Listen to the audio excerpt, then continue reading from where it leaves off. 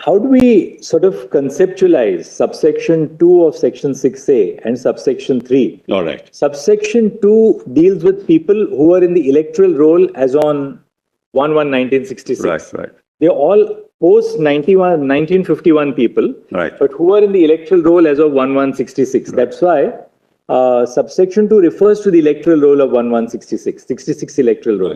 Right. The subsection 3 covers people who are not in the electoral roll of 1966. Correct. They came in later until 71. Correct. So what was the reason for protecting those whom they protected first in subsection 2? Was it that Parliament wanted to protect people who are now they've come on the electoral roll as on 1/1/66? So we say, all right, you have now been assimilated. We have already, whether you are legal, illegal, we sort of make a blanket conferment of citizenship. What was why these two bifurcations into subsection 2 and subsection 3? I will try and answer that, Malad. There are two reasons for it. Number one, even those whose names were in the electoral roll, people objected to them. People objected to them, saying they got themselves into the electoral roll. They did not come here prior to 1966. That's why the whole NRC exercise has taken place. And at the end of the NRC exercise, do you know what the result is? Your Lordship asked that question, they should have told you the answer. The answer is, today there are 19.06 lakh people who are left out of and whose appeals are pending. That's all. And the majority of them are Hindus. So it's not as if nothing happened after 71. This exercise has been done and done in 8 years, Mullah. That's why Justice Gogoi said, everybody will have to produce the legacy tree, legacy data. Who was your great-grandfather? Even those whose names were on the electoral roll.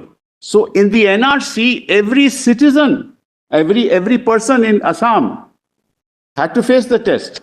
So in fact, from a statutory standpoint, what my lord is saying is right. From the actual standpoint, it's just the other way around. Because there were thousands of objections. Well, somebody didn't have a school certificate. Well, who gave a school certificate at that point in time? Then you had to show, no, my great-grandfather lived in that village. Then there had to be a linkage document. Then you had to produce somebody from a nearby village or the village in which you lived. And he came and made a statement, no, his grandfather was living there. So, Malaj, it may be as a matter of law for you to say that's not factually correct. Well, the whole NRC exercise was that all this may be wrong. And it was monitored by this court. And it ultimately found that the majority of the 19 lakhs were Hindus. 1,600 crores was spent in that exercise. So the point that I'm making is, Malaj, while your lordships asked me that question, the factual situation is in fact just the opposite. Because I don't want to bring any politics into it, because everybody objected to a particular, that he doesn't belong here. Of course, that exercise is still going on. But Malaj, therefore, it would be dangerous, and this is my respectful submission, to move into areas where it's difficult to come to a judicial determination. That's why 6A was a matter of policy. It was legislative policy pursuant to a political accord which sought to maintain a status quo subject to processes for those who came between 66 and 71. And if they do not formulate how 29 has been violated, why would your lordships go into it? So, but that's really the answer to your lordship's question. That everybody was questioned. It just so happened that once you're in the electoral roll, then you have a leg to stand on. But that was not the end of the story. It's not as if everybody who was on the electoral roll was accepted as a citizen. And then, Malaj, the argument that they owed allegiance to Pakistan, I don't understand that argument at all, Malaj. When I am born, Malaj, do I have an oath of allegiance to give? Or if somebody is granted citizenship, people don't give oath of allegiance. When people came from what? The upheaval, actually, as a matter of history, when did the upheaval start taking place in East Pakistan? Upheaval started taking place in East? No. The 66, I'm talking about the leading up to Bangladesh. His Lordship knows, after the Bhutto election in particular, but the fact of the matter is that those belonged to an entirely different cultural tradition. This was all part of Bengal, Malaj. This is East Bengal and West Bengal. So all this is the oppressive policies of Western Pakistan, so to say, or now Pakistan, right? And what is happening there to the Hindus today was thought to be done to the Bengalis. It's as simple as that. Who would want to stay there? But the impact of it, because they came this side, the impact of it was what happened in Assam later. But it's bound to limit resources. They were claiming that their education should be free.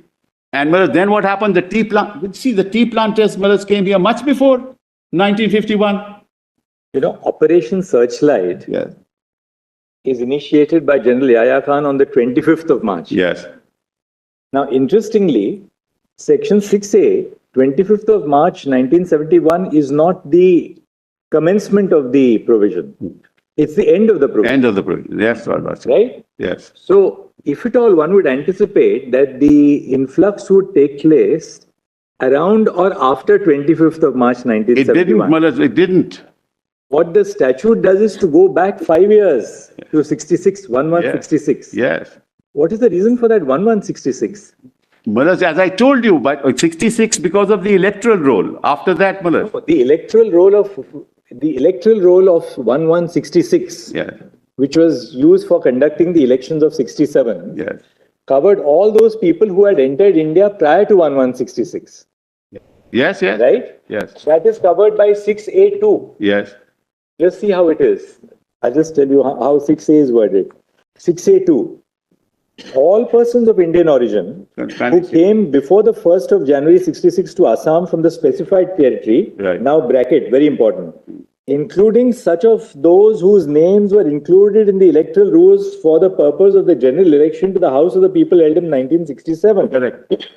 That is to say, the 1967 election was held on the basis of the electoral roll of 1166. Correct. Yes. That covered people who had come in prior to 1166. Not necessarily, people may have come prior, but they may not be in the electoral roll.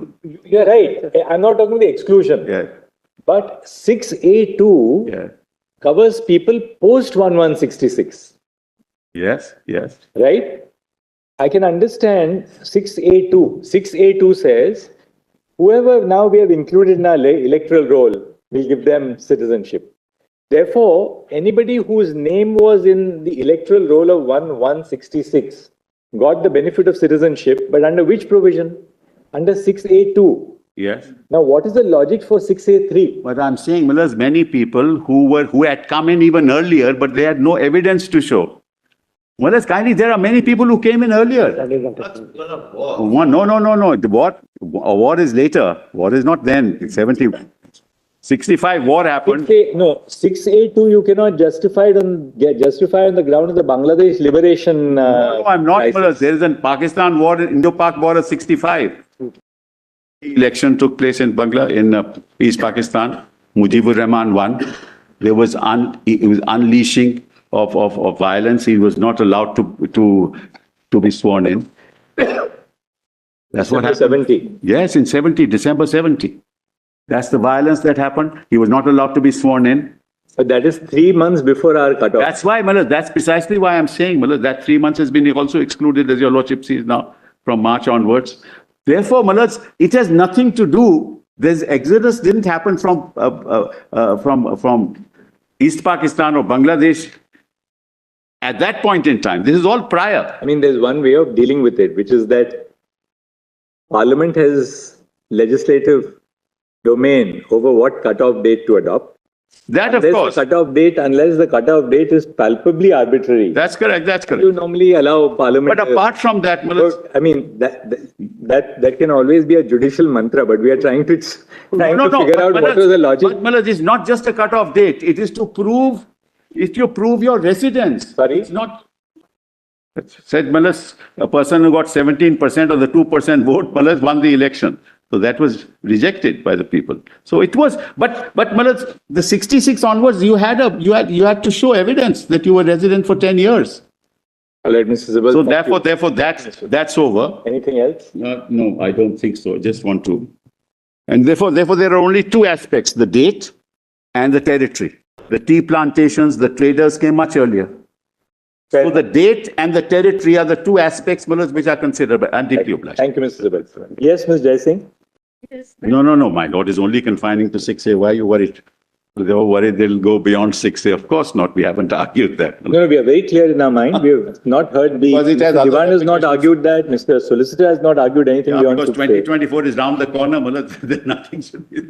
I don't think that this. No, I'm saying. 2024 has no relationship with the constitutional being. No, I'm saying. See, nothing should be said. But Mr. Sibal, equally, we must make it clear, you probably all have, you've got the drift of it, irrespective of what happens to 6A, and our minds are open until the last word is said by Mr. Divan and the others.